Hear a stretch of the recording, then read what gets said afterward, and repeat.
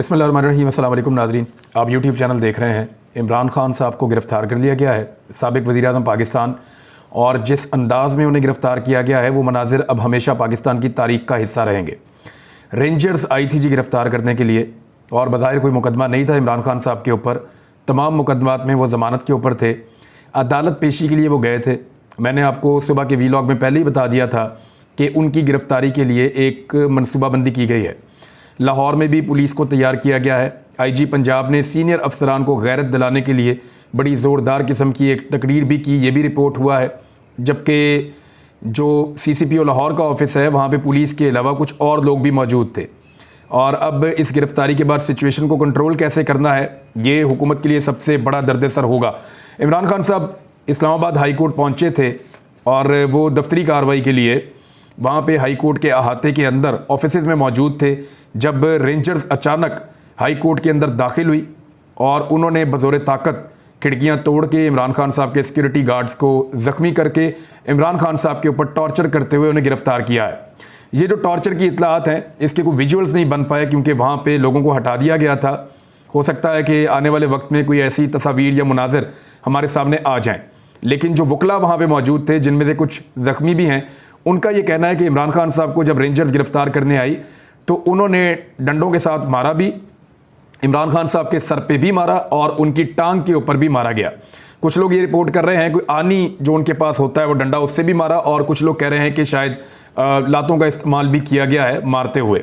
तो इमरान खान साहब पे तशद्दुद करने के बाद उनको पकड़ा गया कॉलर से, बाजुओं से, और उनको घसीट कर निकाला गया।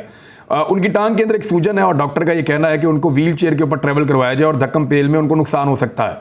लेकिन रेंजर्स को गिरफ्तारी करने के बाद फौरी तौर पे इमरान खान साहब को कहीं पहुंचाना था, तो उन्होंने इमरान खान साहब को घसीटते हुए वहाँ से खड़ा किया और घसीटते हुए ले जाकर एक गाड़ी में डाला और ऑपरेशन गिरफ्तारी मुकम्मल हुआ। उसके मनाजिर अब पाकिस्तान का पूरा पाकिस्तान सोशल मीडिया के ऊपर और पाकिस्तान के मीडिया के ऊपर देख रहा है। इससे पहले मुज़ाकरात बहाना था, इससे पहले इलेक्शन की कहानियाँ, ये सब बहाना था। कोई इमरान खान को बर्दाश्त करने के लिए इस मुल्क में तैयार नहीं है।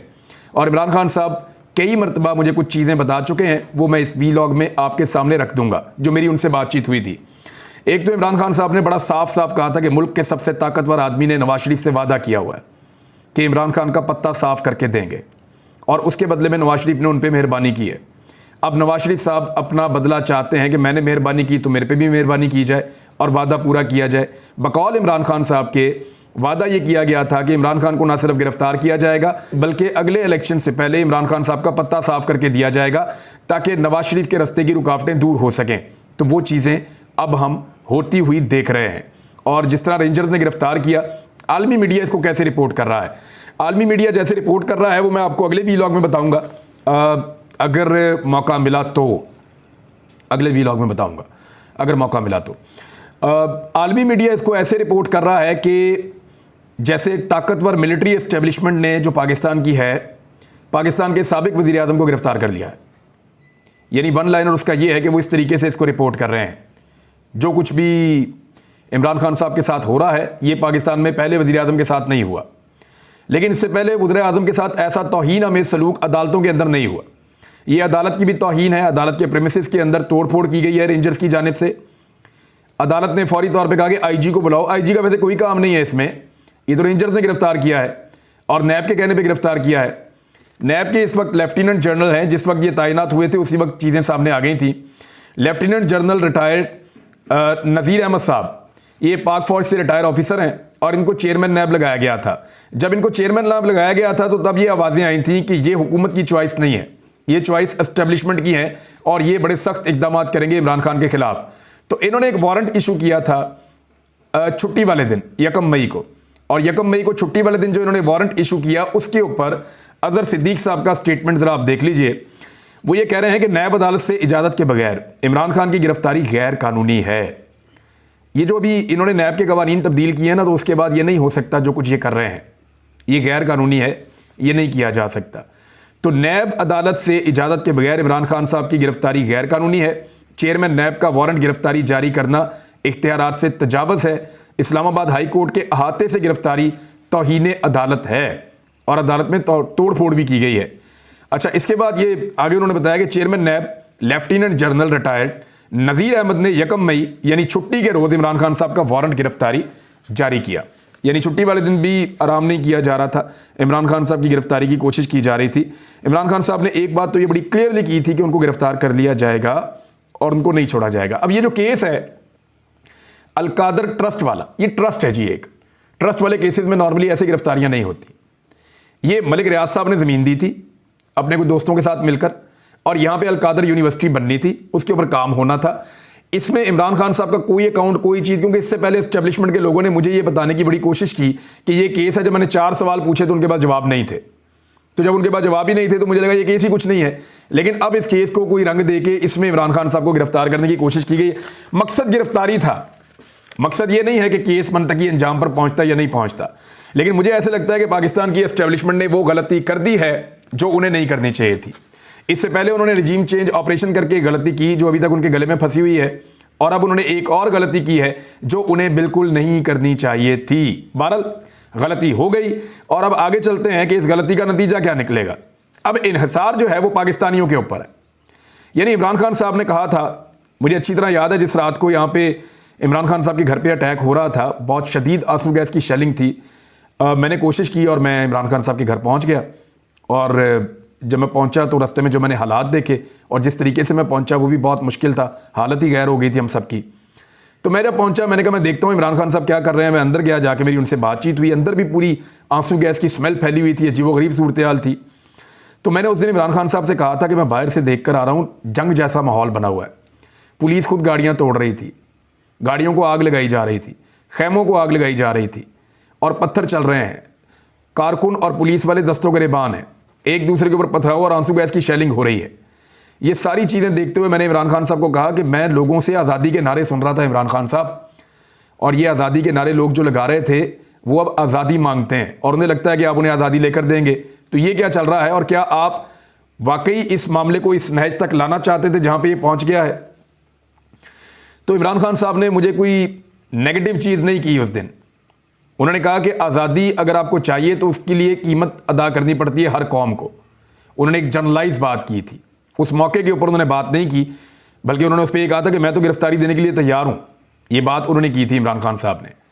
लेकिन वो बात करने की बजाय लड़ाई करते हैं, और जिस तरीके से वो आते हैं मेरे कारकुनों को लगता है कि शायद मेरी जान को खतरा है, तो इसलिए वो ढाल बन जाते हैं।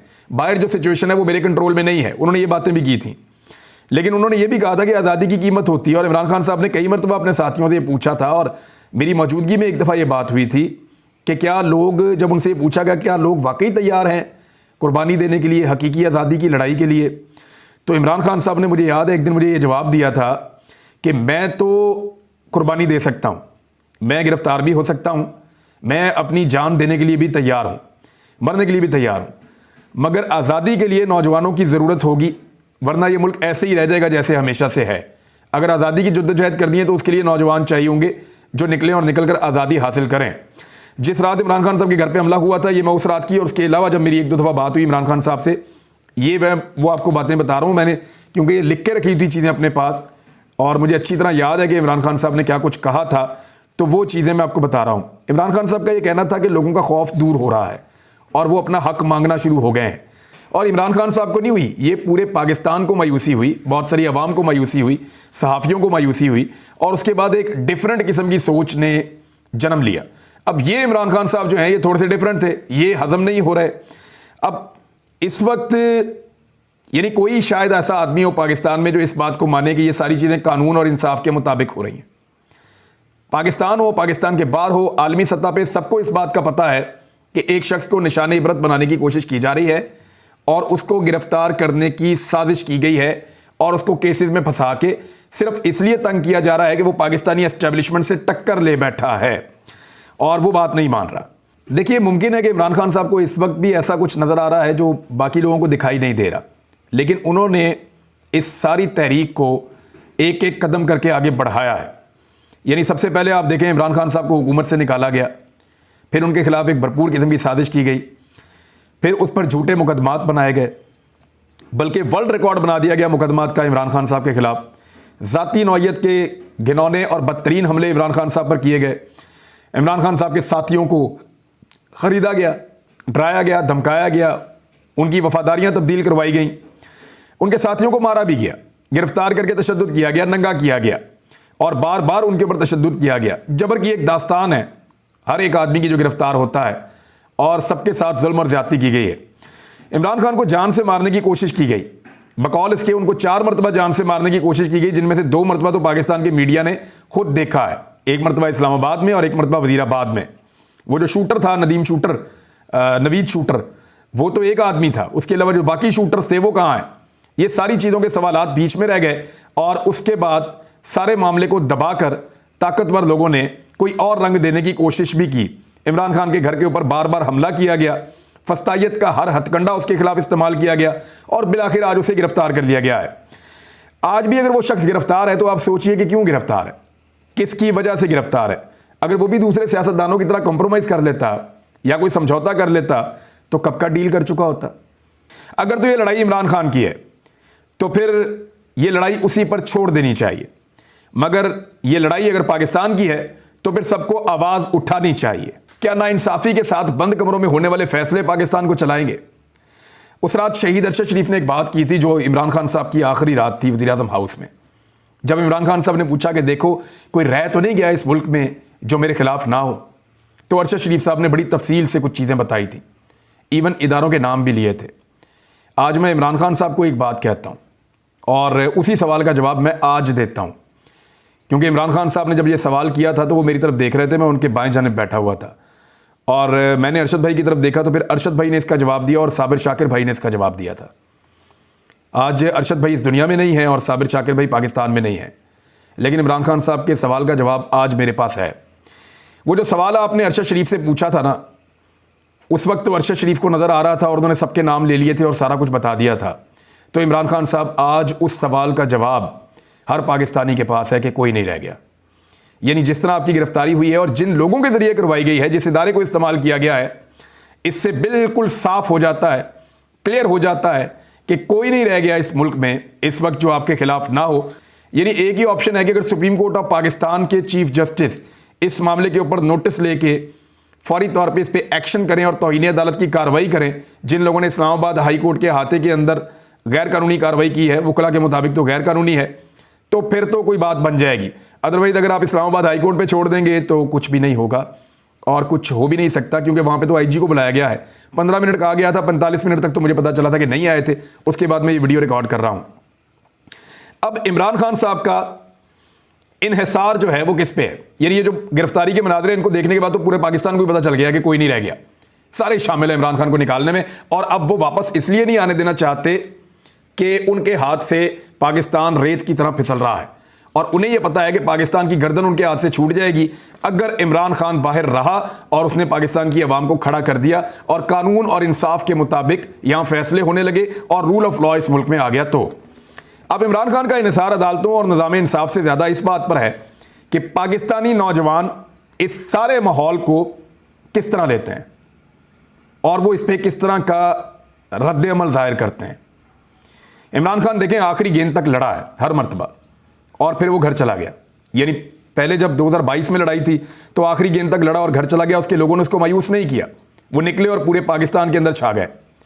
अब फिर इमरान खान ने आखिरी गेंद तक लड़ाई की है, गोलियां खाई हैं, घर तोड़वाया है, गेट उखड़वा दिया अपना, ज़ख्म खाए, हर किस्म के इल्ज़ामात सहे, 150 के करीब मुकदमात उसने बर्दाश्त किए।